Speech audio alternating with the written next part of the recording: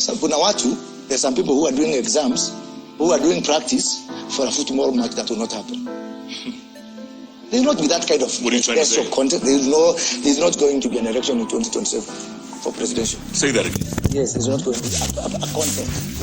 Let me ask you. 2002, yeah. Was there an election? It was. Yes. Kibaki had been pre-agreed. Have you ever seen that margin again? No. Ilikuwa ngapi? 71 to 20 something. Yeah. Is that an election? That is almost like we're almost rivaling Museveni with his 98%. So because it was a movement. Yeah. So 2027 will be a 202. There's not going to be an election in the sense that you are thinking. There's going to be so much consensus in the country. Wazee wataketi chini. They say we have two options. Go Rwanda way, destroy the nation Rwanda way, or let's agree. Let there be honor among, I don't say this, but among men and women. Let there be honor among men and women. Because the opportunity rose. The alternative. You hear voices out there saying, what is it, one term, or is it Kumi Bila what? Kumi Bila break. Yeah, so, Kumi Bila break. Again, the unfortunate thing between one term, people are not jobless. Can you imagine? The Kumi Bila break, people have got a job. Yeah. So it's a match of, I don't know what, it's a lunatic express. It's a lunatic express. Yeah? And again, sometimes I wonder, if this is one term, so you make then the best use of that one term. Assume it's one term, no problem. What's the problem? See, why did we put in our constitution there's going to be an election every 5 years? Yeah? What's the most dreadful thing about one term? But the question is, what did we do with that one term? Atakaman one term. What did we do with it? We are the one who created that one term.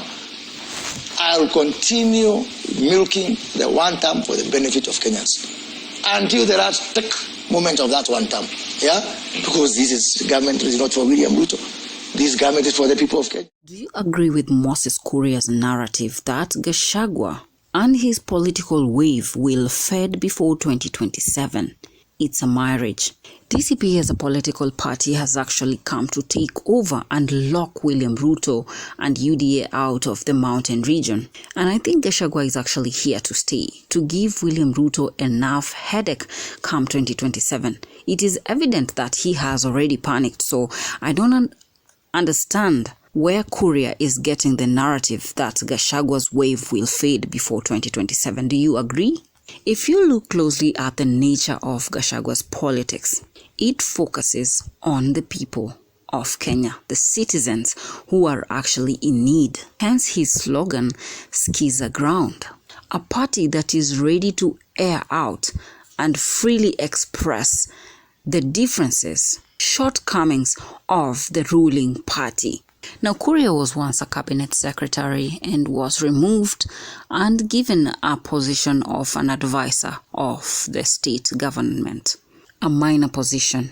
Why do you think William Ruto actually changed Moses Kuria from his cabinet secretary docket into an advisor? Could it be he wanted Kuria to actually monitor Rigathi Gachagua? The question we should be asking is, if Rigathi Gachagua is given a chance, do you think William Ruto will have shortcomings come 2027 elections? If so, why do you think William Ruto will have problems if Gachagua rises with his political party? In case Gachagua is actually granted a run, is there any possibility that William Ruto will have his second term? Because Gachagua has actually gained the popularity and he has the support almost 100% from Mount Kenyan region. All Gen Zs are behind Gachagua with the Skiza Ground narrative and one-term narratives. He will only be left with maybe 10% to convince the ones who are still not on board. Gachagua is actually taking over, and if Ruto is not really careful, Gachagua might have a win. Oh, He wants to be king. He wants to be king. One, he wants to be king. He does not want to be kingmaker. Jeff, I have received calls from some of those people who want to be president. They are my friends. Those who are with him. One man, I will not name him now. He called me a month ago. You have to save me. Why? Mtu yenu, he is blackmailing me every day. And aniwekelea mbonoko. Yeah? So that coalition, it is going to be, it will not last. Take it from me. The true colors again will come out the same way we knew. That's why, for me, I cannot be excited. Yeah, without CG, what CG, whatever. Because I know how it will end up. The people who now are where the Gachagua'S is having problems most in Mount Kenya is Nyeri County. Why? Because other Nyeri people know him. Yeah? That will fight for whatever. So this is exactly what will happen here.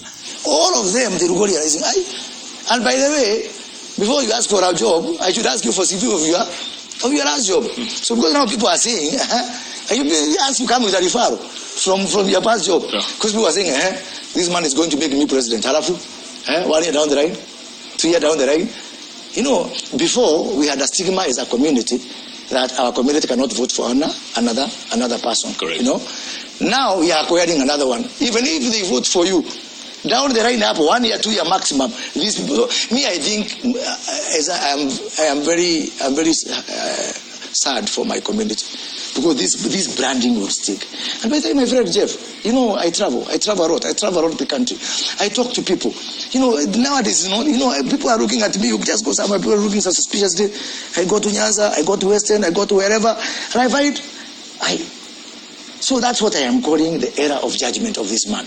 He made the wrong judgment about forming a party. He made the wrong judgment, that went for elections without, safeguards. He's made the right decision. He made the wrong decision, to eliminate fellow leaders. He made another wrong turn by leaving others, inviting others, please come and occupy. Come, please, I beg you, come and eat our cake. That's what he did by the unfortunate things that made him not to be deputy president anymore. That's what he did. And then the people happily say, okay, we're going to wash our hands. It's lunch time. Lunch is served. Thank you, Mr. Gachagua. Votes are not refundable. Votes are not refundable. And time is not a renewable resource. Yeah? Time is not a renewable resource. Time is ending because right now, as we speak, it's less than 2 years and 2 months. Yeah, I've got 25 payslips, my friend. Yeah. Do you agree with Moses Kuria that come 2027, Rigathi Gachagua'S political wave will have faded away? If so, why do you think he is saying that? Let's dive in. Well, most Kenyans don't like William Ruto right now, and UDA lost its popularity on the ground. The hustler narrative is also dead, with people having the insinuations that the Kenya Kwanza government is actually oppressing the citizens of Kenya. So what do you think will be a solution? There is actually a solution, that is Rigathi Gachagua. So Gachagua is only popular because people don't want the Kenya Kwanza to be the ruling party. So if there is actually an option, what do you think people are going to pick? Definitely, it will be none other than Rigathi Gachagua, which means after 2027, it is true he can actually lose his popularity on the ground. So Rigathi is actually popular due to sympathy of the citizens of Kenya. He was impeached and people sympathized, and that is how he gained popularity to control Mount Kenyan region. Popularity because of sympathy actually works. It does work. Truth be told, after 2027, William Ruto will not be running because his terms will be over. So most definitely, after 2027, Rigathi Gachagua might not be a famous political wave. Given the turn of events and how things unfolded, do you think Mount Kenyan region will actually bid their support for one presidential candidate? Because last elections they decided to vote for William Ruto, and betrayal took place, and Gachagua was impeached after William Ruto had become the president. So with all that experience, do you think they can still bid their vote for one presidential candidate? Do you think after 2027, when we don't have President William Ruto in power, Rigathi Gachagua will still be politically relevant, with his political wave reigning high. These are just but my opinions. What do you think? Leave me your views on the comment section. Don't forget to like, share, and subscribe to Royal News Updates Media, the channel where you get all your trending politics. In case it's your first time to listen into Royal News, press the subscribe button and ring the notification bell so that you can be fast to receive the news bulletins once we upload them. JD Ishmaels.